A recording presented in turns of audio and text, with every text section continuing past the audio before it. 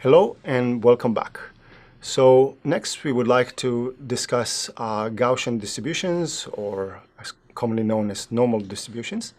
And you've noticed that many of the people we have talked about are quite famous. They appeared on things like statues and stamps, but Gauss actually appeared on a Deutschmark, so he's really made it. Okay, and in fact, the Deutschmark, if you look at it, will show you the Gaussian or normal distribution here, including the formula and several other features you can see here. So, well, too bad this note is no longer in circulation. All right, so first, let's see what definition of normal distribution. So if X is distributed normal mu sigma square, where mu is the mean and sigma square is the variance, then f of x is 1 over square root of 2 pi sigma square times e to the minus x minus mu whole thing square divided by 2 sigma square. Okay, and we're going to talk about it some more, so we'll get a little more familiar with this. All right, so this is also called the bell curve, this shape. It looks like this. And you see that it's maximized when so here there's no x, the only place where x appears is here. So it's maximized where x minus mu is 0, namely when x is equal to mu, that's the highest value. And it's also symmetric around mu, like this. Okay. And this distribution is one of the most common distributions, and occurs whenever you add many independent factors. So for example, if you assume that someone's height is a function of maybe their genes and the environment and their age and the food they ate when they're 1 year old and 2 years old and so on. So it's a sum of many independent factors, or almost independent factors. It's going to be normally distributed. Same for weight, same for rainfall. It's the aggregation of many factors, or salaries. So they'll look like a normal distribution, and perhaps this is why it's called a normal distribution. Okay, and as we'll see, it also approximates the binomial distribution. So it's another reason why it's useful, and these reasons, of course, are very closely related. All right, so a couple of observations. We said that it's symmetric around mu, and that mu is at mu, the probability is highest, namely mu is the most likely value, or some neighborhood around mu. And the f of mu at that point is just 1 over 2 pi, square root of 2 pi sigma square, because the part with the e will disappear. Okay, and so this is the value, 1 over square root of 2 pi sigma square. Okay, and also as sigma grows, the distribution gets more flat. So here it is for sigma, which is 0.2, and here for sigma, which is 1, and here for sigma, which is this is sigma, which is 0.5, and this is sigma, which is 1, and this is sigma, which is 5. So as sigma becomes larger, the standard deviation gets larger, the shape gets more spread out and lower at the peak. And it's always centered around the mean mu. Here mu is 0, and for the green curve, mu is -2. All right. It will be useful to talk about linear transformations of Gaussian or normal distribution. So we're going to show that the linear transformation of a normal distribution is also normal. So if x is distributed normal with mean mu and variance sigma square, I apologize, this should be sigma square, then fx, the PDF of x, will be 1 over square root of 2 pi sigma square, e to the minus x minus mu square divided by 2 sigma square. Okay, and if y is ax plus b, then as for every random variable, if you look at the expected value of y, namely mu y, it's going to be a times mu x plus b, because y is ax plus b. So mu y is a times mu x plus b, and the standard deviation of y is just going to be a times the standard deviation of x. All right, so we're going to show that this y is actually also a normal distribution, and we do it by variable transformations that we saw in the last lecture. So fy of y, by the formula that we saw, the very last formula, is going to be the derivative of ax plus b, that's g of x, times fx of x, and you can have an absolute value here. So I'm assuming here that a is positive, but if a is negative, then you just need to take absolute value. So at the point where y is equal to g of x, or y is ax plus b, and in other words, where x is y minus b over a, okay, and then we can just write it. So the derivative of this is just a, 1 over a, and then we have here fx of x, so it's 1 over square root of 2 pi sigma square e to the minus, and we're looking at x, which is y minus b over a, so it's y minus b over a minus mu square divided by 2 sigma square. Okay, and then we can just open it up, and we'll get that if you put the a inside, it's 1 over square root of 2 pi a sigma, the whole thing square. And here we have 1, the a mu comes out here, so we have y minus a mu plus b, like this, y minus a mu plus b square divided by 2, the a here it comes with the square, 2a sigma square. And what we see here is that a sigma is just sigma y, and likewise here this is sigma y, and a mu, this is a mu x plus b, is mu y.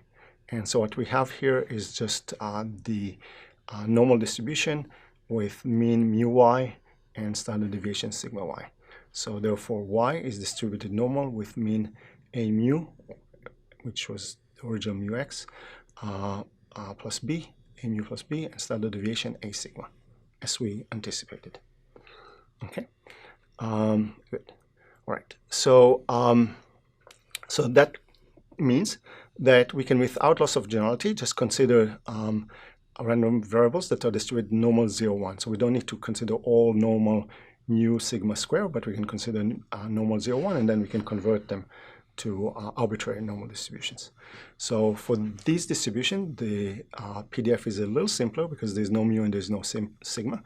So it's just 1 over square root of 2 pi, sigma square is 1, times e to the minus x square, because normally it would be x minus mu square, but there's no mu, so it's x square, and divided by 2 sigma square is just 2. So it's 1 over square root of 2 pi e to the minus x square over 2. Okay?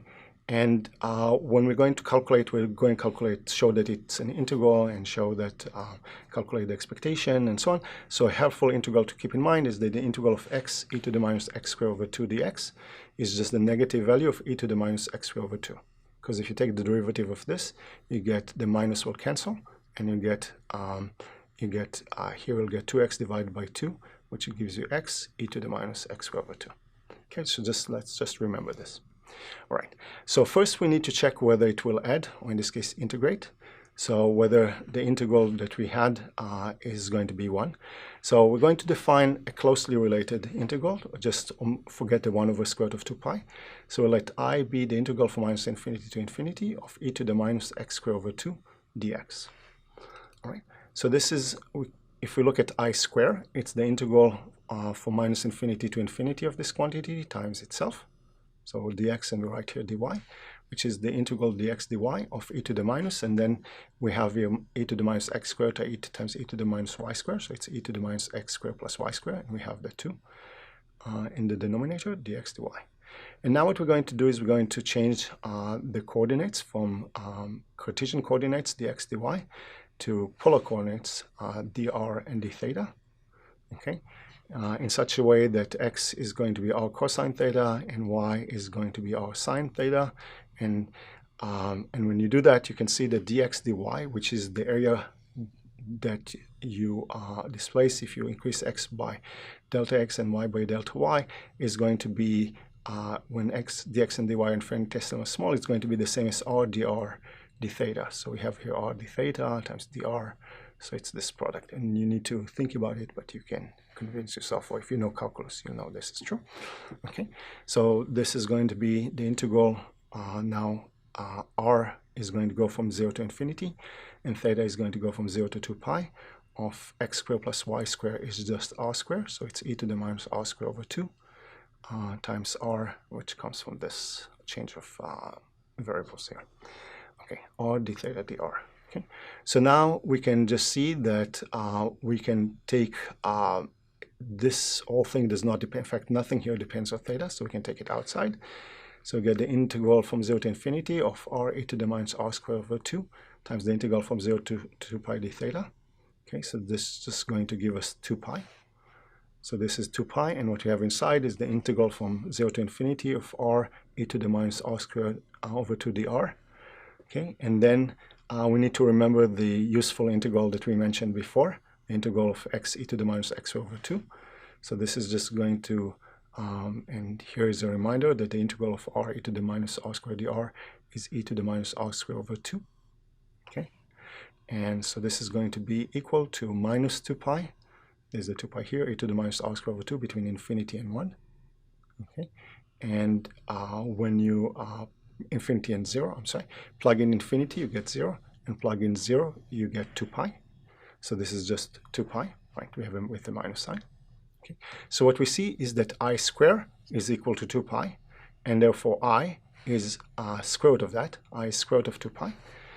But what we're interested in is closely related to I. We're interested in the integral of 1 over square root of 2 pi e to the minus x squared over 2 dx, which is just I divided by square root of 2 pi. Okay, so I is just everything except this factor, so it's I divided by square root of 2 pi, which is just 1.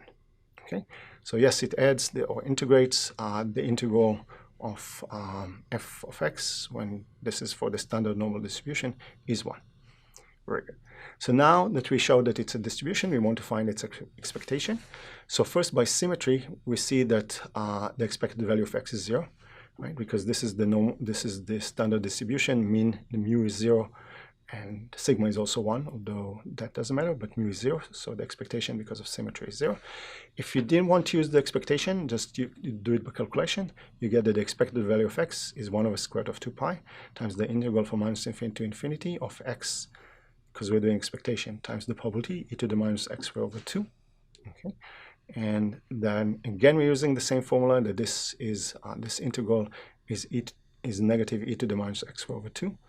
And between minus infinity and infinity, this quantity is symmetric.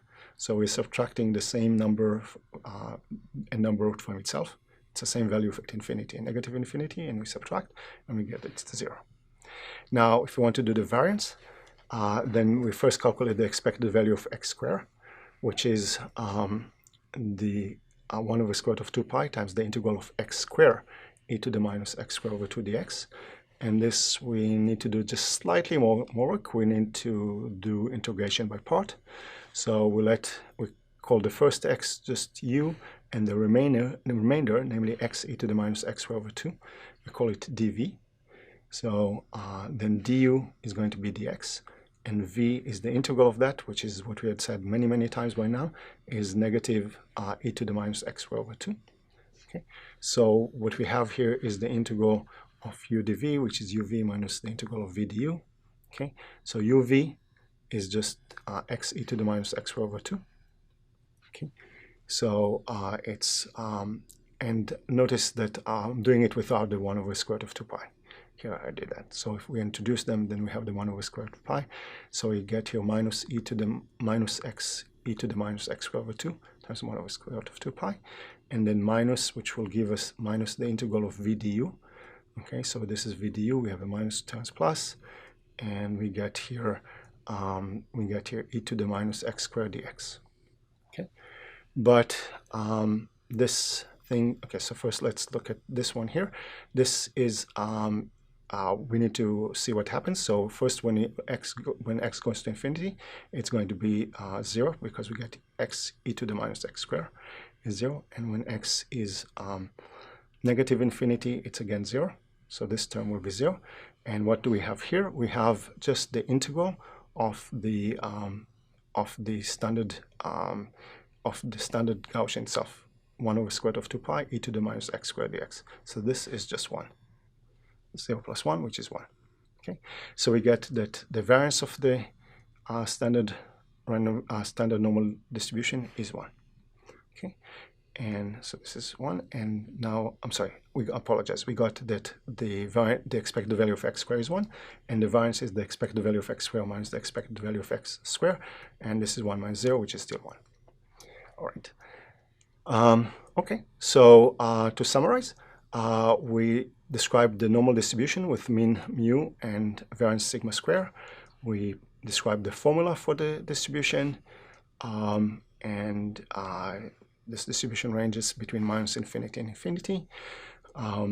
We said that the expected value of x was mu, the variance was sigma square, and therefore the standard deviation was sigma. And we mentioned that this is a very common distribution. And next time, we're going to calculate some probabilities using the normal distributions. See you then.